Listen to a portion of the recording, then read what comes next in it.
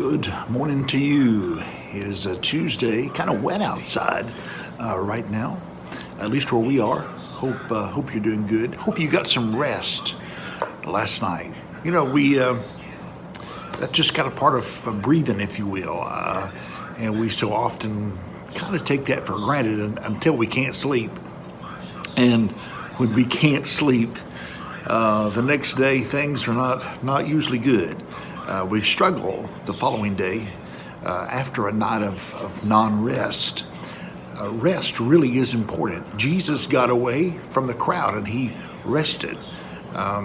He laid down in the ship while the storm was raging and the disciples were all concerned. Remember that story in the Bible? But Jesus was in the bottom of the ship sleeping. He was resting. God, when he created the earth on the seventh day, what did he do? He rested. He rested. So if Jesus takes naps, if Jesus rests, then don't you think it's wise also for us to rest as well? It's not a badge of honor to say, well, I've been up for 74 hours. I'm drinking 10 pots of coffee. Don't you worry about me. I'm fine. I don't need rest. There are times in which we are required to stay awake. Maybe it's a job situation or a disaster or a loved one is very sick.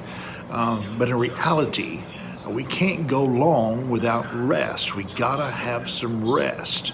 Not only does it make us cranky the following day, or at least some of us anyway, if we don't get adequate rest, but it starts playing with your mind. It really does. It affects you emotionally. Obviously, it affects you physically as well.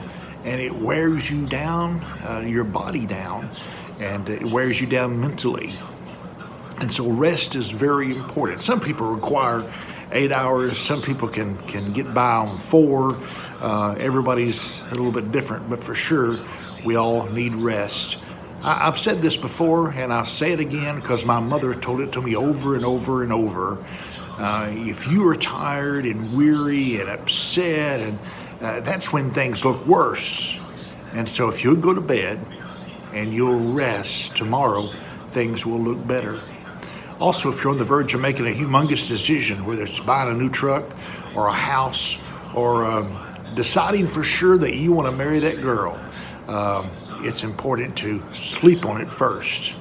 Sleep on it first, and then tomorrow, when you wake up and you still want to buy that new pickup truck or marry that girl, after you've rested, I guess it's something you should probably go ahead and do.